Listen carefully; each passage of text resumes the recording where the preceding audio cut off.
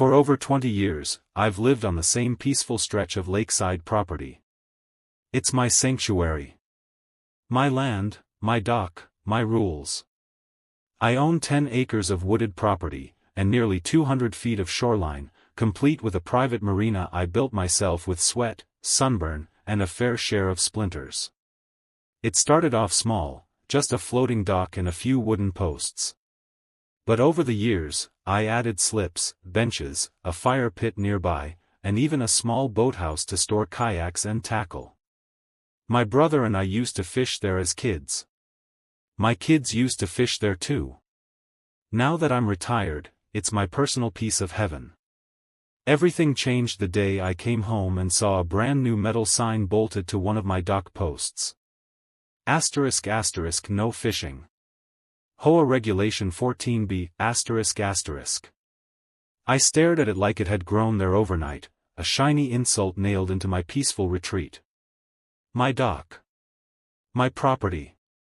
And apparently, someone had decided they had authority over it. Now, I knew the lake had changed over the years. When I first moved out here, there were only a few homes on the opposite shore. Now, the east side of the lake had been fully developed into Lake Haven Estates, a planned HOA neighborhood with matching houses, trimmed hedges, and more rules than sense. But I never imagined they'd try to enforce their rules on me. What they didn't know, what they would learn the hard way, was that my patience has limits.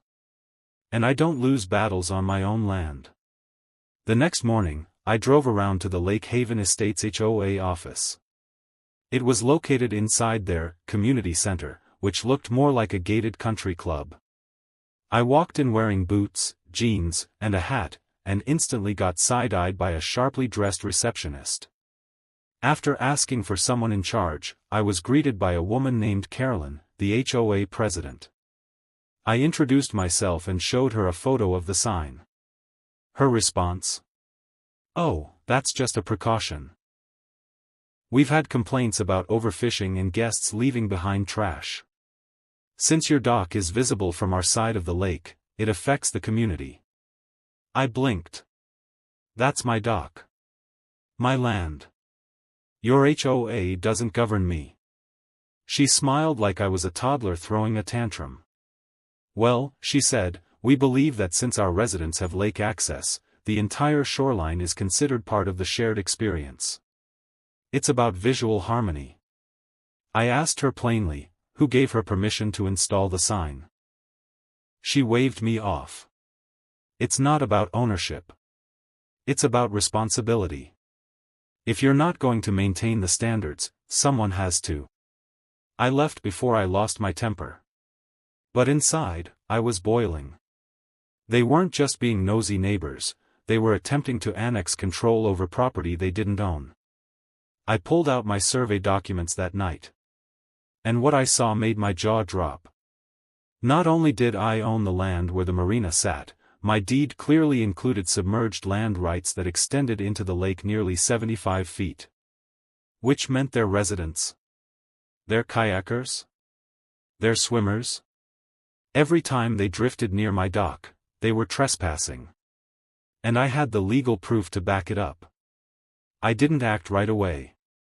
I started gathering evidence. For 3 weeks, I installed motion-triggered cameras at the dock.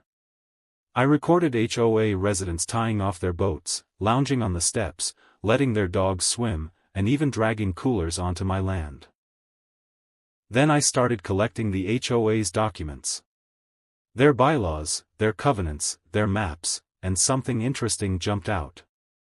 Their neighborhood had no legal marina, no access point that connected them to the water other than a public trail they had adopted years ago without proper permits.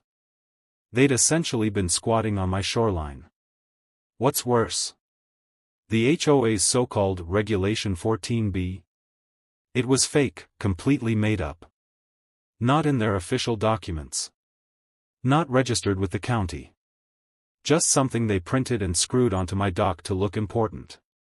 That was the last straw. I contacted my lawyer, showed him everything, and asked a single question. How far can we push back?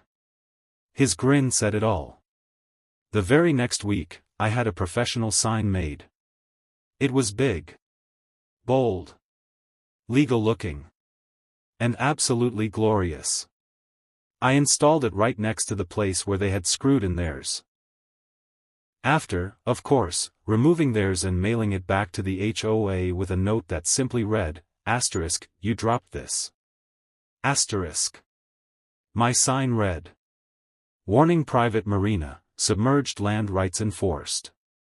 Unauthorized use of dock, shoreline, or water access within 75 feet of marina will be subject to fees and civil penalties. Docking, $50/hour. Swimming, $25/hour. Kayaking/paddleboarding, $40/hour. Shoreline access, $200 flat usage fee. Violators will be documented and invoiced monthly. Non-payment will result in civil claims, ***. I sent copies of the new policy to the HOA board and had my lawyer formally notify them that continued use of my shoreline would result in legal action. They laughed at first. They thought I was bluffing. Until I sent out the first round of invoices. Over $4,000 in trespassing charges. And yes, they were legally enforceable. The HOA refused to pay. So, I filed suit. Small claims court isn't glamorous, but it's powerful. I showed up with time-stamped footage, sworn declarations, maps, surveys, and even drone footage. Carolyn and her board? They showed up with nothing but attitude and a "we thought this was a misunderstanding" excuse. The judge took one look at the deed, confirmed my submerged land rights, reviewed the footage, and made it clear. The plaintiff owns this land and water access. The defendants are trespassing. I won. The HOA was ordered to pay me $4,300 in damages, plus court costs. And they were barred from placing any signage on my property ever again. But even better? Word spread fast through the HOA. Residents started asking questions. Wait, have we been swimming on private land? Is he serious about the fines? They were. And I was. And then, I did something that truly broke them. I opened my marina to the public, by reservation only. I listed it online.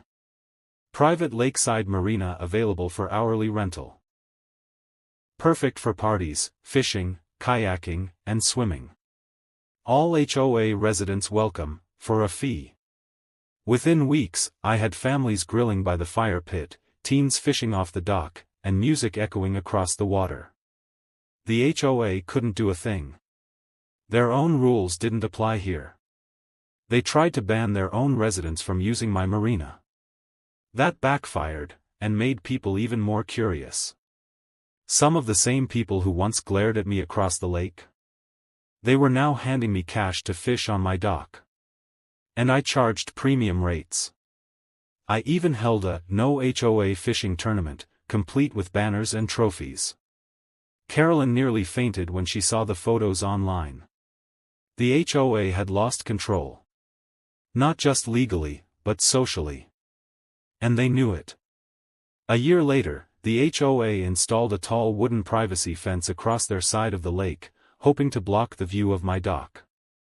It didn't work. Their own residents petitioned to remove it. My marina was now a community hub. Because I had taken control. I still have my big red sign at the edge of the dock. But now it's joined by another.